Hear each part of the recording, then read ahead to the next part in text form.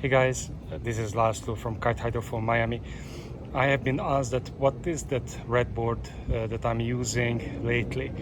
This is a John Triton custom wingboard that we put together with Juan Roland, John and myself, and there are some neat design features that may be usable for you for your own custom design, and also this is maybe a little bit of information on how you choose and what kind of boards you want to choose on your next wingboard purchase.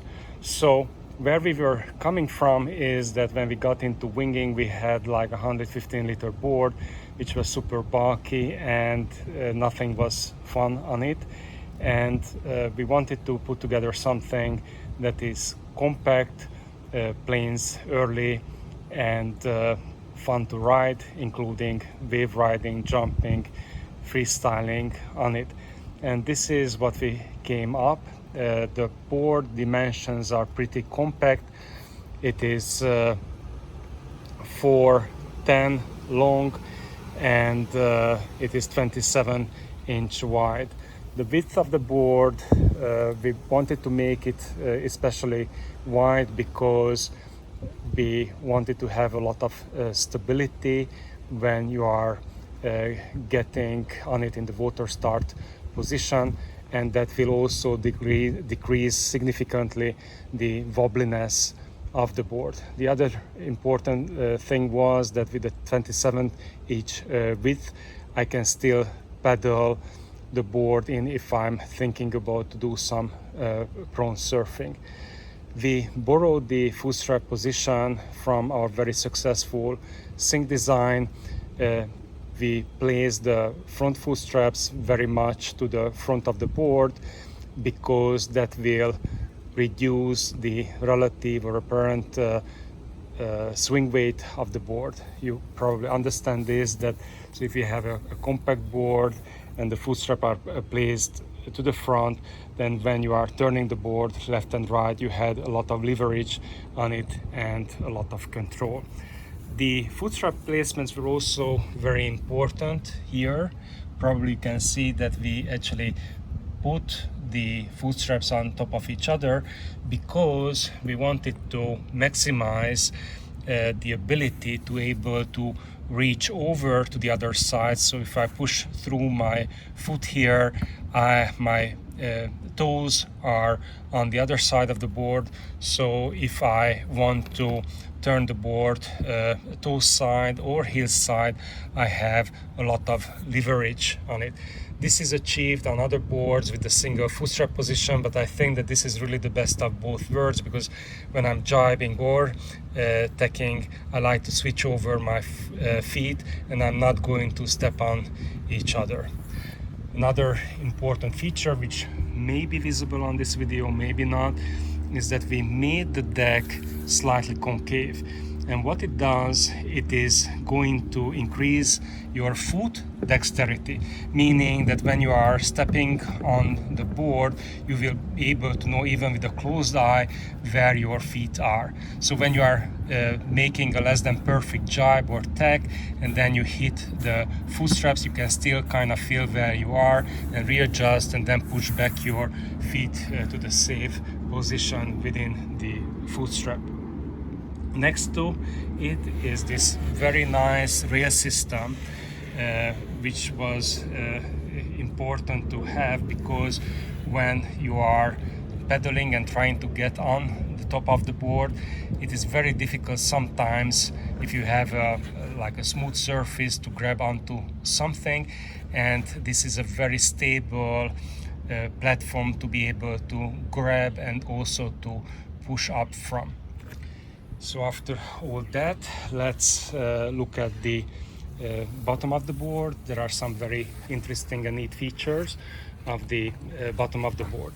So a lot of people say that the board, wingboard, is just basically this is a foil sport and not really a board sport. And also they say that if you have a flat bottom design, that's probably the best, because hydrodynamically that will be the most efficient way to get onto the plane.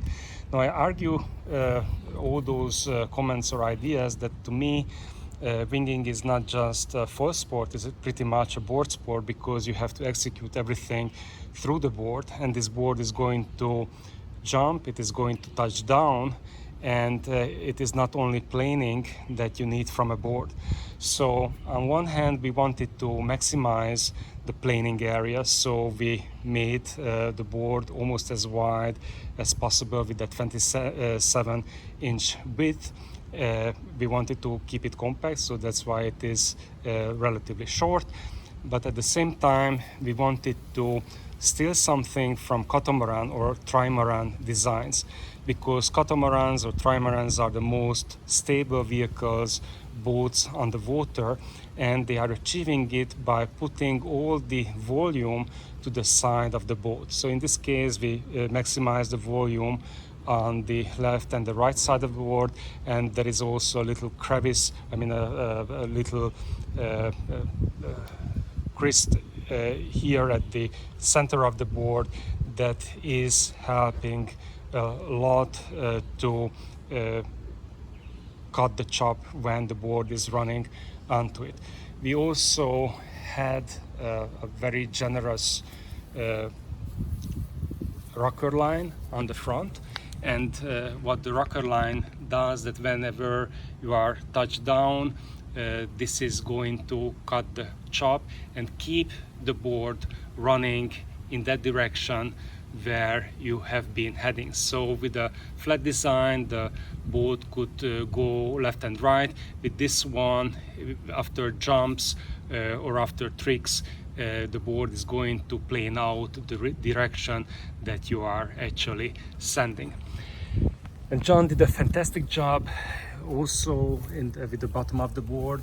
These double concaves are beautiful, and then as you can see, this ridge on the top is culminating into this triangular shaped area where the board grab handle is, and it is dividing the water going left and right. And as you can see, it is going to travel, the water flows beautifully around the mast track. And there around the mast track, there is another important thing that we implemented, and this is actually a step, or I should rather say it's a step down, because the mast track system is recessed to be able to hide the mast plate from the water flow.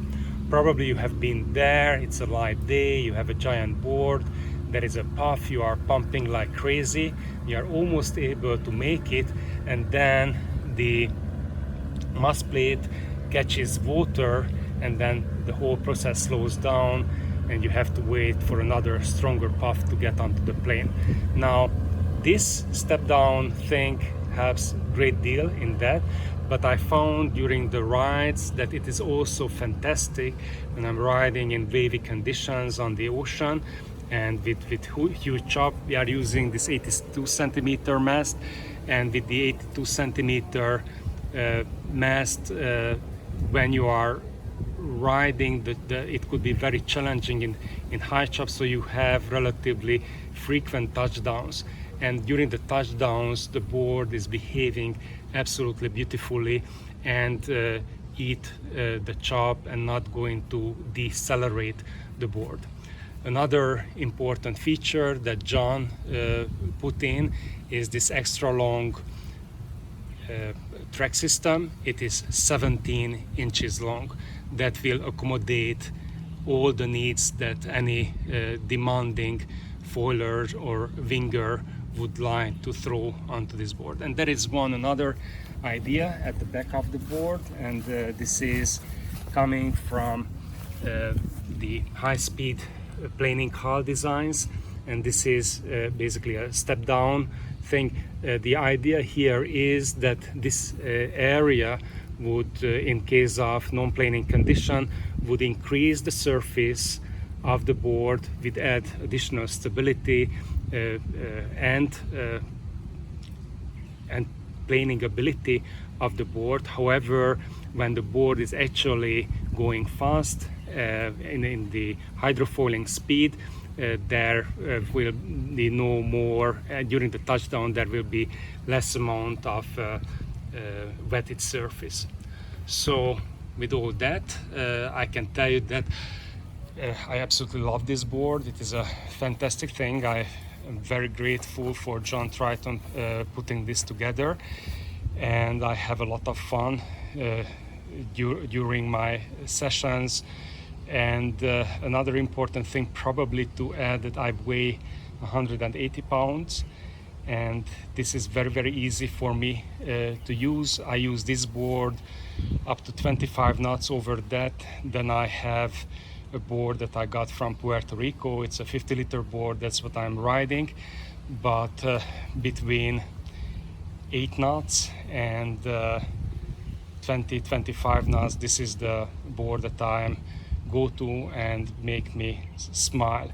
I can also tell you that this board was also ridden by one of my friends who weighs, I believe, around 210 or maybe even 220 pounds with the 800 Moses wing, and he was able to plane out and have fun. So if you have any questions, then maybe add a comment to this post, or contact us through our mail at Kite-HydroFoil Miami@gmail.com. Happy riding, guys. Take care. Bye bye.